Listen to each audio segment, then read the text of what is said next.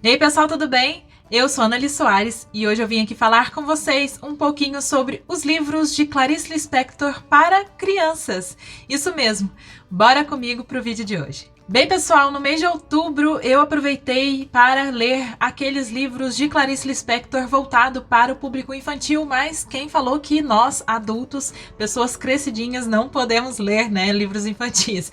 Eu gosto bastante. Há alguns anos eu tenho um projeto muito pessoal, assim, que eu tiro o mês de outubro para ler pelo menos um livro, né, infantil ou infanto-juvenil, para eu relembrar a criança que existe dentro de mim, né? Eu acho muito bacana e é interessante a gente ler livros infantis porque a gente percebe o quanto eles podem nos acrescentar, o quanto eles nos fazem refletir.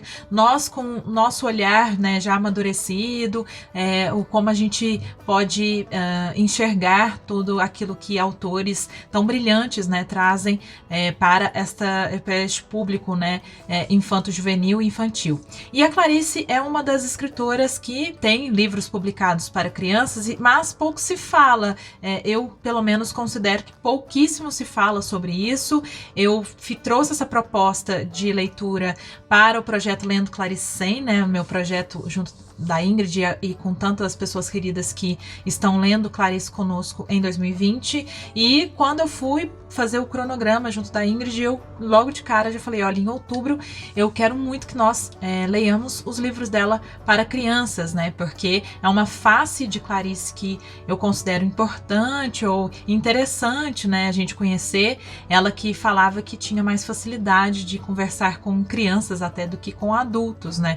Ela se dizia uma pessoa muito maternal e que tinha essa facilidade de conversar com crianças, algo que nós vamos sim encontrar nestes livros que eu trouxe para vocês conhecerem, né, e quem sabe se inspirarem e lerem também, né. Eu acho curioso porque logo que saiu o cronograma, uma pessoa veio me falar que queria ler todos os livros, menos os infantis, porque ela não tinha interesse. Eu vejo que isso é um pouco claro que não dessa pessoa necessariamente, às vezes é por algo muito pessoal, mas há um preconceito, assim, não sei se preconceito é o nome, mas um pouco de, sabe, tipo, eu sou adulto, esses livros, né?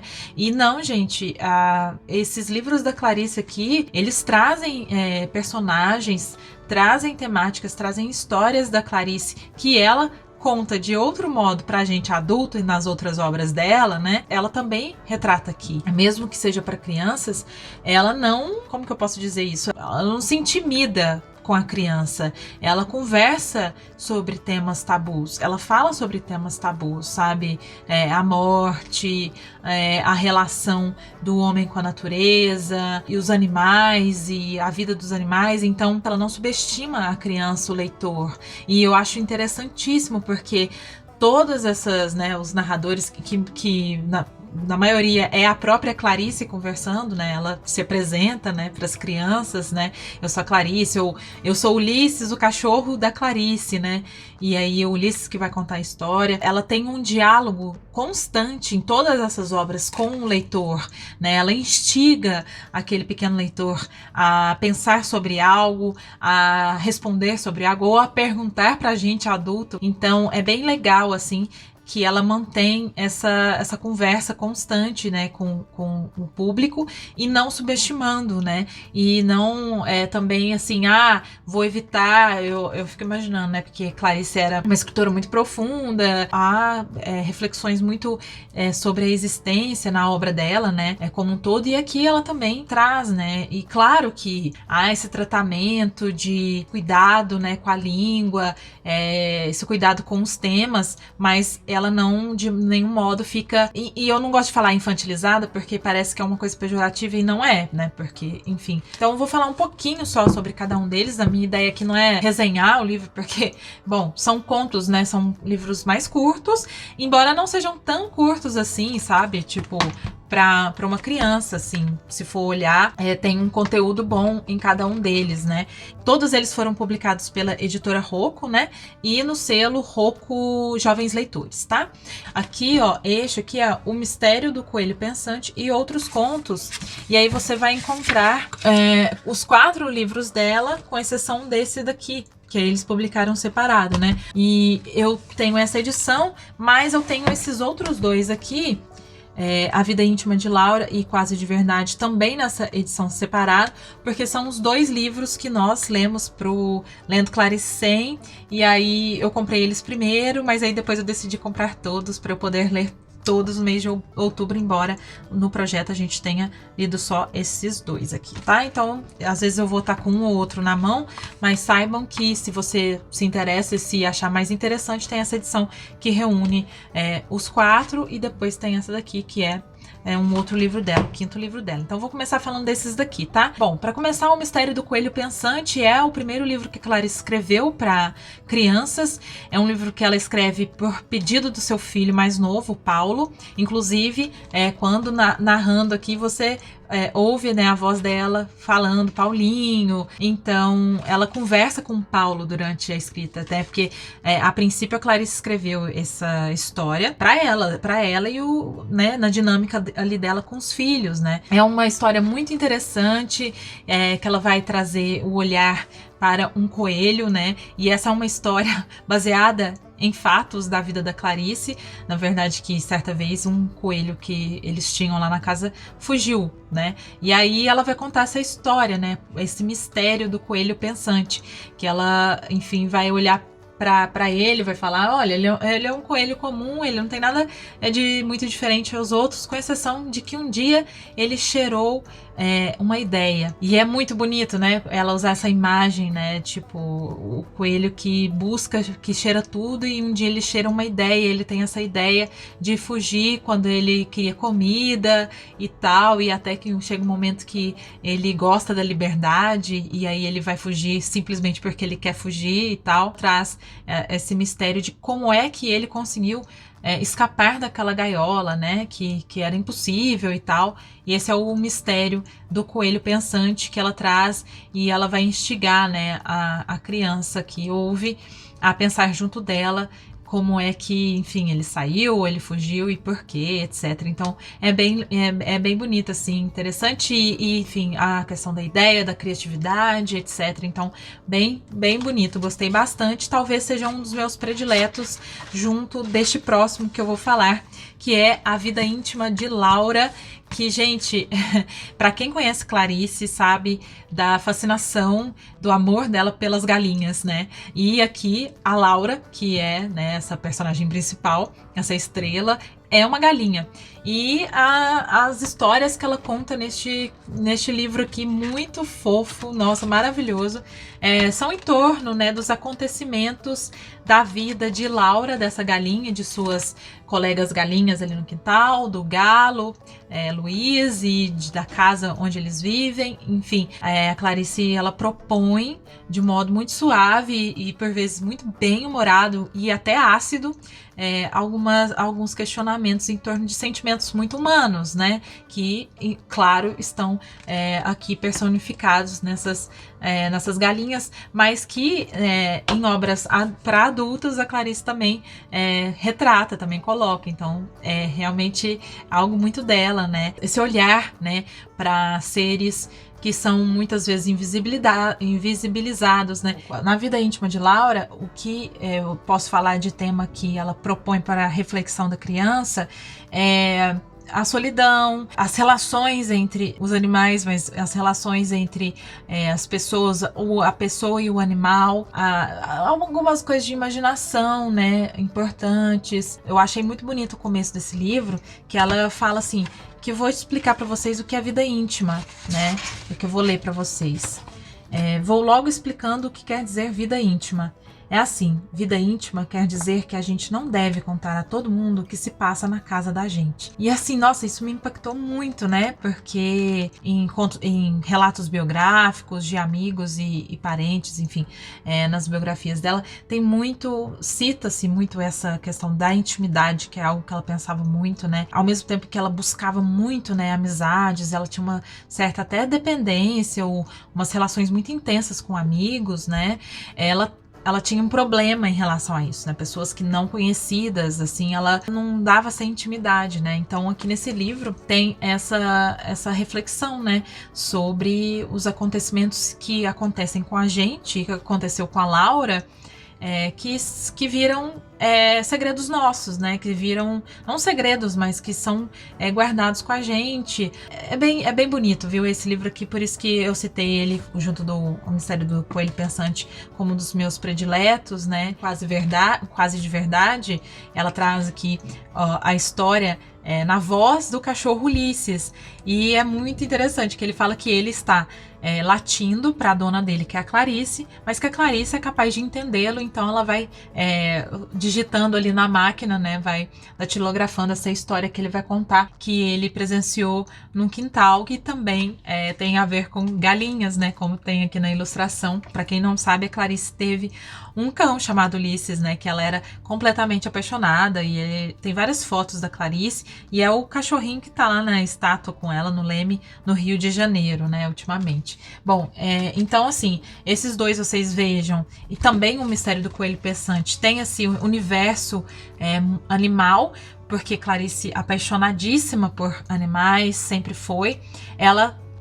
O interessante é isso, ela não só coloca um cachorro, né, que é já um animal mais doméstico, um animal mais comum de se ver por aí, e muitas narrativas, né, para crianças colocadas nessa voz, mas também um olhar para aqueles mais diferentes, né, para aqueles um pouco mais não tão citados ou não tão lembrados, né, na literatura ou na vida nossa, até porque, assim, a Clarice escreveu esses livros, né, na década de 60, 70, no máximo, e hoje a vida já é muito diferente. Crianças, talvez naquela época, ainda tivessem um pouco mais, né, de relação com animais como galinhas e tal, mas hoje é ainda mais difícil, né? Então eu tenho muita curiosidade de ver, de saber da reação de crianças hoje quando deparadas com essas histórias, né? Em quintais, com árvores, com galinhas, com galos, enfim.